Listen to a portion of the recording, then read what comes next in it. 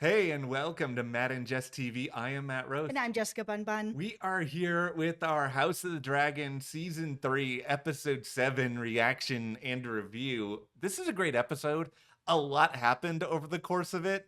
And yet, there's that sinking feeling now of knowing that there's only one episode left this season. It's like, where does the time go? And I know there's another season, but this is a lot to wrap up now. Yeah, it feels like there's just not enough time with this one episode left. But yeah, they're obviously have to leave some stuff for next season. Yeah, and I mean, this is an episode that is just full of drama and dragon battles and pieces just being thrown all over the board. It's sort of the akin of, we play board games Hmm. sometimes, but if you get a little bit too frustrated with the board game, you start to throw the pieces around, nothing is going. It's like everything is just scattered right now. That doesn't happen to me. I always win at Sure, Catan. sure. I mean, I never win. That's the one thing we can make very, very clear, but It was really hard watching what happened to Sheep Stealer. I mean, Sheep Stealer's my guy, and after everything that they've gone through, to see them just kind of wander off the way they did, there was a lot of dragon surprises in this. I did not expect that with Sheep Stealer. I did not expect to see Sunfire again. I felt like maybe we might, but I just wasn't sure. We haven't read the books, we don't know, but it also sounds like from some of you guys that they're moving away from the books on a lot of things, and that you guys have been some surprised by some things as well. yeah, like that is the funny thing at this point where, it's been much documented how George R. Martin is not thrilled with a lot of the changes. Nope. But if you've already got the author turning against you in some ways here, you can probably just do whatever you want in order to twist the narrative at this point. So I'm not putting really that much stock in whatever happens in the books. Like the things that I'm putting stock in right now are just the series of jaw droppers, everything that Yeah. happens with Aegon in this episode, because it's a lot with Aegon. And also, for the first time, really, since he's been a part of the show, I actually kind of feel like Ormond may end up winning this. And it felt like earlier this season, this dude was just goofing around, hanging out at Tumbleton, having his weird smell issues, and didn't really have much of a plan. But before we get too much further into that, be sure to hit that subscribe button and stick with us through House of the Dragon. We will have new episode reviews after each episode. So thank you so much. Yeah, we very, very much appreciate that. Just like we appreciate everyone who is joining our YouTube membership, because we have exclusive House of the Dragon theory videos over there, Mhm. including one all about, is Massaria a witch? What is really going on with her behind the scenes? And then we tackle the great mystery that is Daeron's hair color. Is he actually the signature Targaryen blonde? Mhm. And this is all an Ormond dye job? Like, this is 100% something Ormond would do, right? Okay, let's talk about Darren actually, Yeah. because he had an interesting perspective on everything that was going on. We saw that Ormond has Corliss. Yeah. Darren's trying to kind of speak up a little bit, and he ends up having this very frank conversation where it's like, I'm supposed to be the king. He hasn't figured out yet that he's going to be a puppet king. He's like, I am supposed to be the king. And these decisions are being made by, Ormond, and things are not making sense. Pieces are not lining up. Like, I don't really know what to do here, but things can't go like this if I'm supposed to be the person in charge.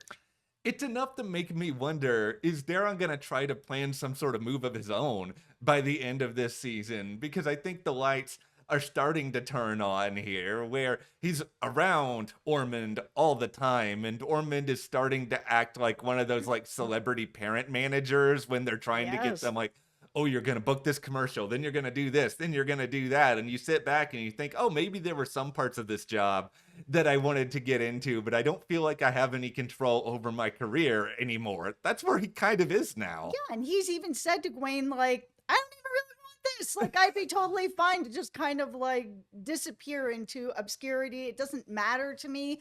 But if I'm going to be in this role, I want to actually do a good job at this role. I don't want to just basically be a puppet. Well, and this is where, tinfoil hat here. Hmm. Is there a situation where the more carnage that comes out because of Ormond? I mean, like you just said, Daron has a pretty good perspective on everything in this world. I think Gwaine is pretty reasonable in his own right. Like, Yeah, and I think that that helps Daron a lot to actually have a proper sounding board of mhm. like from the only normal person that seems to be out here in this world. Well, yeah, that's the thing. While I feel like Ormond has some things going for him, not all of them were planned. Some things he's just stumbling into by pure luck. It's just that I could see a universe where Daron and Gwaine are just like, let's go back to Old Town. This is not turning out great for us. All these people are dying. We never really signed up for any of this. And yeah, I mean, sure, Ormond may chase after them, being like, how dare you? But at this whole same time,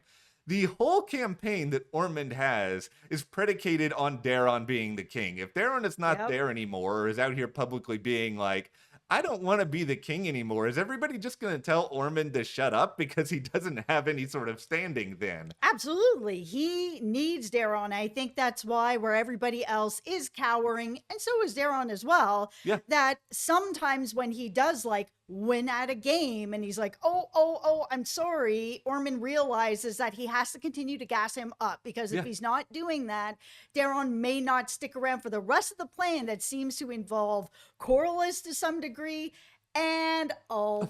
Oh my goodness. The man wants a lordship, he wants a castle, and here is Ormond being like, all of it. You don't want this rinky dink castle. You want this castle, and I'm going to give it to you. Well, now everything at the end of this last episode makes a lot more sense. The whole we're gonna take Corliss part of the equation, because Right. yeah, at first I was just thinking, all right, so you're just gonna keep Corliss, use him for negotiations with Rhaenyra because this is the hand. But yeah, Rhaenyra has to be a little bit merciless at this point. Like, she can't really let that sort of leverage get in the way. Of course. And that's why I thought it was a very interesting move to send a finger. And I'm calling it a finger because I don't know that it's come from Corliss. We did not see that Yeah. happen on screen. So I questioned it. It could be anybody's finger with a ring on it sent to his son. Well, it's very fair to be suspicious of that. I think it's also very fair to be suspicious of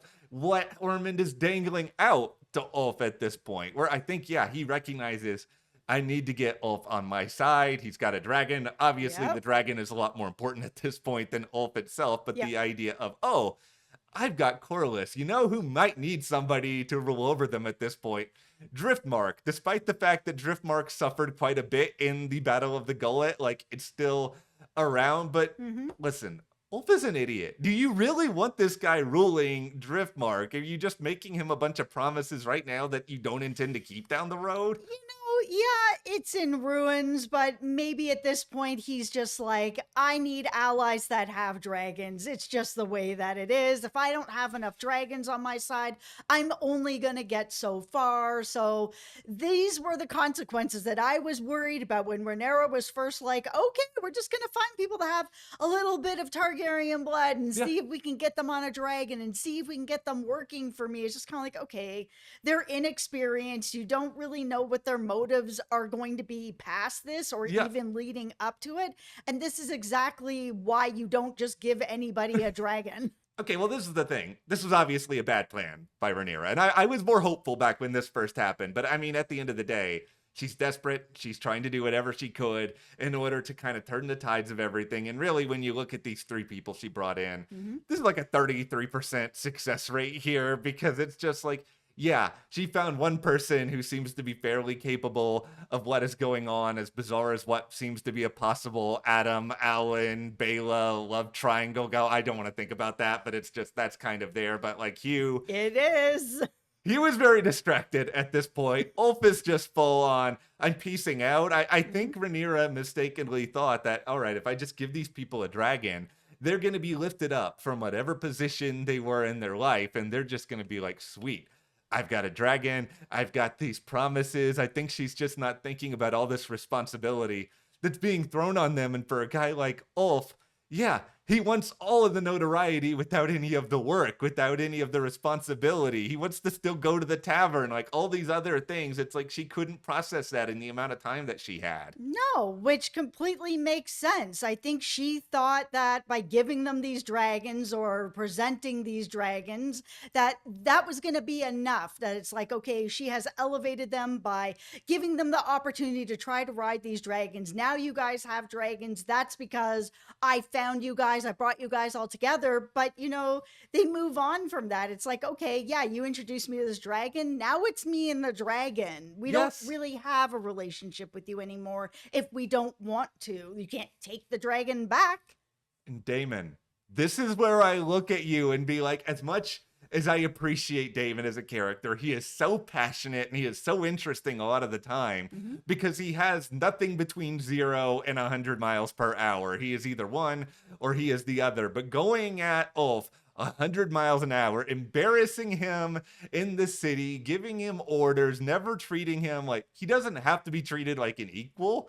But could you at least treat him like, I don't know, 50% when you treated him like he was nothing? Like, this is not a surprise. No, it's not surprised that he's moved on. But speaking of Damon, Yeah. another decision has come to roost where Raina is like, yeah, Dad, I know I said I wanted to sit in this cave until the end of time with Sheep Stealer, but I've changed my mind. I actually am going to go out here. I'm going to find Vagar. I'm going to take Vagar down so that at least I have something to go to Rhaenyra about. And when I explain what happened, not really taking into any sort of consideration that her dad had to go back with some sort of answer. And if he was protecting her, then like have that conversation, Raina. Man, this was so frustrating to watch. It's Damon's fault for doing this, but he Yeah. really truly like that conversation he had with Rhaenyra where he was just like, this is my daughter, and I've done her dirty and neglected her for so long. For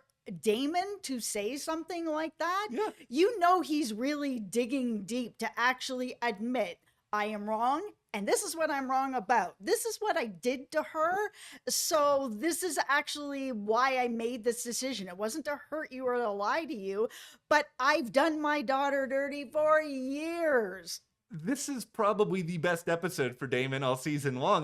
That is why, because like I can sit here and criticize Damon until the cows come home over how Yeah. he treated Ulf, and all of that is like 100% deservedly so. I have a lot of sympathy for Damon when it comes to all of this, where it's like, yes, he made the decisions that he made. He's owned did. the decisions that he made, but he was thinking in a very rare instance for him, as you alluded to, like a father, like he was actually trying to do what he thought was the right thing for Rhaena, and he believed her. And I think this entire story, it's a reminder that one, like Rhaena's really, really young. Like these are all Yes. really, really young people, and when you're young, you're emotional. And I think he also underestimated just the weight that was going to continue to be sitting on her. And I think he thought that her being in the cave with Sheep Stealer, that was going to be enough absolution, that was just going to call it a day and then everybody could move forward. But life, emotion, guilt, responsibility, like those don't really work that way, especially when the other people who were involved in the gullet were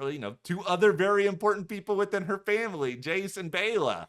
I was really surprised that, Raina, Damon, nobody has actually told Rhaenyra at this point it was an accident. She Yes. thought she was trying to help. She saw the team in distress and was like, I have a dragon. Let me come in and try to help as well. Just being naive about the dragon she is riding, being young, as we all do when we're younger. We think we're invincible and we make Yes. bad decisions. It's part of being a teenager. You make the bad decisions, but no one has actually said any of that. So while I understand that Rhaenyra was like, you know what, Damon, I just need to be on my own tonight. I need to not be around you. Her going to White Worm, I was really impressed with the first half of this scene where she called her out Yeah. for what she's been doing, where she's like, I can see clearly that you have been using your honeyed words and all of this to try to turn me against Damon.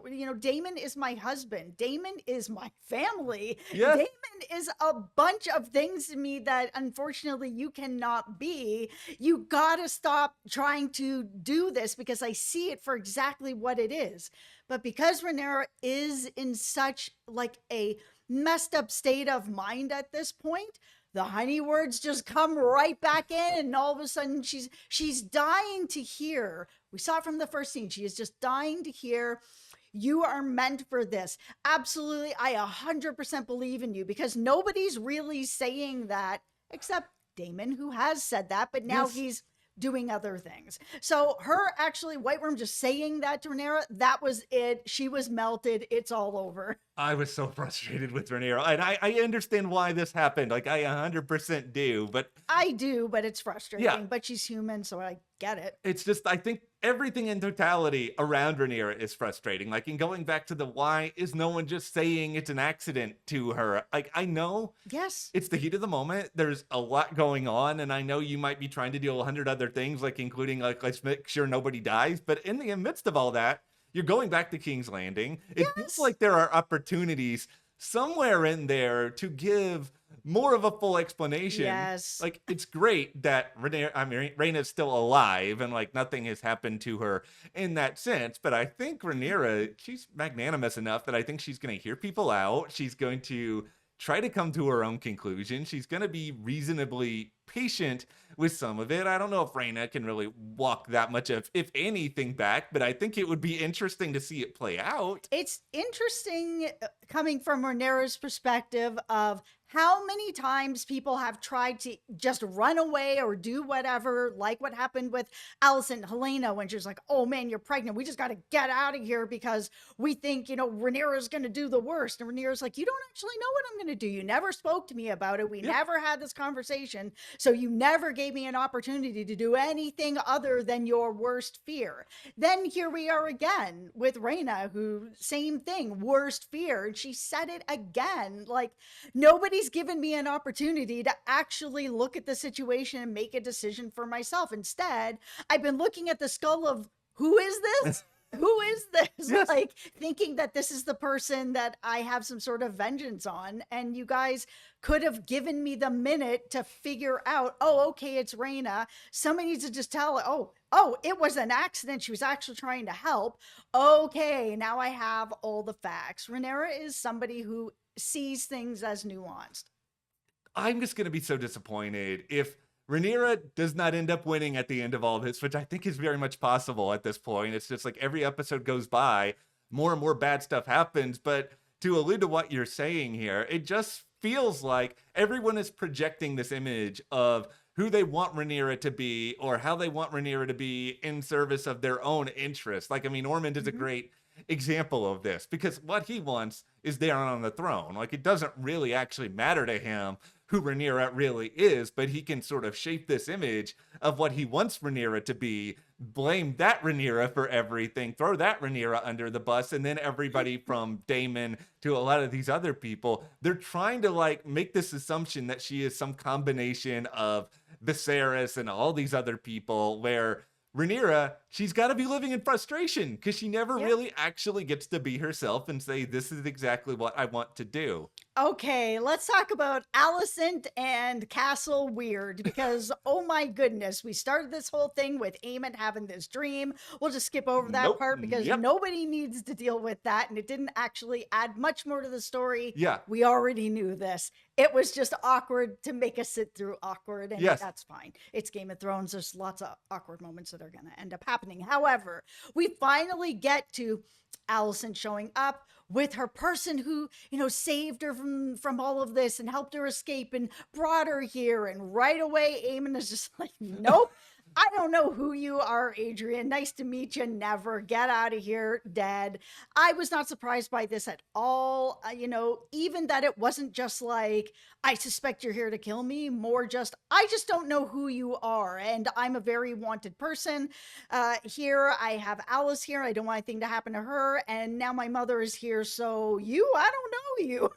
This storyline is a very unique and entertaining example of, I'm not sure there's any winners that came out of what happened to these characters in this episode. I mean, you look at these other stories, you can at least be like, okay, this person has potential for something more. But here, okay, we have Alice, who's very upset about the idea that Alicent is now around. Here is somebody who can influence, Aemond, who she wants to do whatever she wants to do with. I think this is such a relatable story for so many people out there where basically your mother-in-law has shown Yes. up and you're like, cool. So things were cool when you weren't around, but now that you're around, things are not going to be cool with me and my man right now until you get out. I was just like, this is a story through time. Aemon thinks he's all right with this. He's like, great, I have my mother around. But then his mother possibly kills him. Okay, this is the thing. No. This is the second time the show has pretended that Aemond is dead over like the past 4 episodes. I feel like if he was actually dead, Alice wouldn't just be like, you're an idiot. And he comes in, stumbles down. She's like, great. Now I got to clean this up again. Is Aemond just kidding now, where Aemond is gonna die like 5 more times before this show? Now I agree, Aemond is probably not dead. No. I don't know how many more times House of the Dragon can get away with this, but yeah, I think that her reaction sort of signifies he's gonna be all right, because this is the other part of this, that Alicent, for all of her planning, and it seems like a lot of this planning was by the seat of her pants, she kept Yes. trying to adjust what she was ending up doing with her son here, but she doesn't understand the mysticism around Alice, and No. presumably she can do some sort of hocus pocus here to make sure that Aemond is okay. Like, my big question is, all right, maybe you can nurse Aemond back to health, again, but like, eventually, are there gonna be further consequences? Because yeah, Aemond was hurt pretty badly from the first fight at Harrenhal, but it seemed like he had healed enough to be running around and taking out like 5 guys at once, right? Yeah, he's a John Wick of the show, man. You can't take him down. Yeah, you can't take him down, but eventually, I don't know, is he gonna have a bionic arm? Is he gonna be like struggle? Is he gonna be more like Aegon? It's just like this guy manages, other than the eye, to just recover from anything that is thrown at him. The thing I'm the most curious about is, where does Alicent go at this point? Is she going to go back to Rhaenyra and actually say what has happened and ask for some sort of protection? Because like I said, they had this conversation, not that far ago, where she was hiding Helena and the baby. And she was like, oh, I thought you'd probably have to kill them. And Rhaenyra was like, give me an opportunity. Come and talk. We have been friends a very long time. Yes, Yeah. we have been on opposite sides. We have known each other since we are children. Give me an opportunity to actually hear out the situation, because there are more ways to drive this car than just towards death every single time. I wonder if she's just going to go back, because I'm not really sure where else she goes except maybe to Darren. Yeah, that's the thing. Those were the two possibilities I was kind of thinking about in my head. It just depends on, for Alicent, how many rumors have spread that maybe she's the person that just left the door open. Like, you know what I mean? Yeah, like there is this part of me that just because of the breadcrumbs that are out there and because of what we heard that we talked about earlier with Daron in this episode, does she find a way to get to him? And the Yeah. more that all this unfolds, I think the more Daron's going to be like, I don't really want this smoke. I don't want to be any part of this. And, Gawain seems like a reasonable enough guy. I don't think he's really super psyched about this either. Do the three of them just all go back to Old Town together? Or instead, do they decide to just pick up on the plan that Aegon was thinking about? Do they just go to Essos and they're just like, we're done with all of this. We can go find some measure of peace? That's probably too happy an ending for these characters, Probably. given what we're actually watching here. Okay, let's talk about Aegon. We have gone this whole video Yes. not talking about how awesome that speech was. We finally get to this point where it's just, him and a Lannister. Larys is like, peace, I'll be here to tell the story for you. I'm like, oh, I see you. Okay, I'm sure that Aegon will remember that. Yeah. And, you've got all the troops coming forward. He is telling the best speech I've ever heard. This is the first time I've actually heard Aegon sound like a king. And while everybody was backing up, I'm like, okay, I don't think that's why. Yeah. But man, what a speech. Tom Glencarney throughout this entire season has probably just been like, guys, you just got me wandering around with Larys, like getting, beaten up by people. Where is like this one speech almost sells the entirety of this storyline. And Yes. it signifies why Aegon is willing to be in this position in the first place, because I think he just feels helpless, frustrated. He doesn't want to be forgotten. So I think he really just embraces this final idea of this last stand. And I loved that. I love that yeah. he finally decided where he was like, my legacy is not going to be this lie that my brother killed me. Yeah, and where this goes from here that I think is incredibly interesting, he is instantly the most dangerous person who is out here because, like, this dude has nothing to lose. Like, a lot No, of people think he's gone. Nobody's going to really anticipate not only that he's here, but that his dragon is here. right. Everybody's going to be so busy fighting with each other that, like, even if this is why I think Ormond may stumble into something here, that if Aegon is just full on, oh, I want real revenge, I'm going to go and try to go after Rhaenyra. Oh, I'm going to show my brother what's up. And he's going to go and do all this. Like, they could all weaken each other.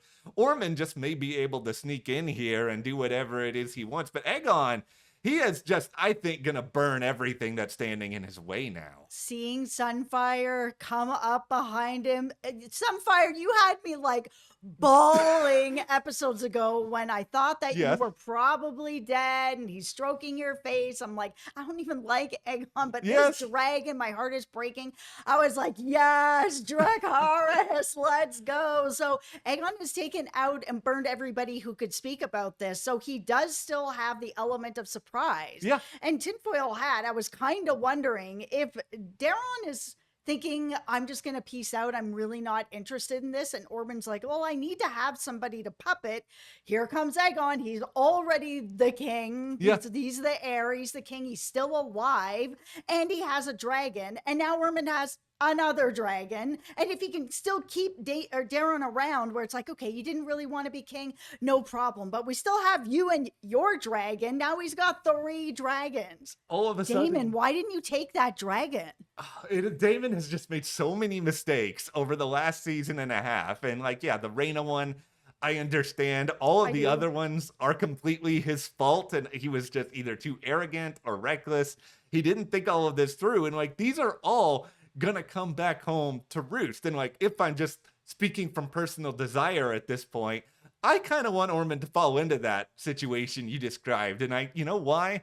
Because I feel like Aegon is not going to put up with it long term. And I feel like Aegon is eventually just going to take Ormond out. And I think that death is going to be really satisfying. Absolutely. But I think that Aegon will realize that he needs more than just him and his dragon. And if this is a way to get himself back in power, he will manipulate and possibly there can be that back and forth. It just seems very delicious if that could actually work out that way. And then he could just turn on Ormond. Speaking of people who need to die, let's just make this very clear. Larys, I want to see you go in the first 10 minutes of this. You coward. I got to rant about Larys for a moment here. Your whole, I will speak great story. It's just like, you're just sniveling because you don't want to die. You're trying to come up with some excuse so that Aegon will be like, yeah, sure, you can go. He did this because he was helpless. Now he's going to be like, I can tell my own story. This dude needs to go. He needs to get caught with his pants down for this. And I don't like you. I don't even like Aegon. Aegon is the worst, but we're in this weird spot where we're not rooting for Aegon, but it's like No. we want Aegon to cause some carnage before somebody takes Aegon out.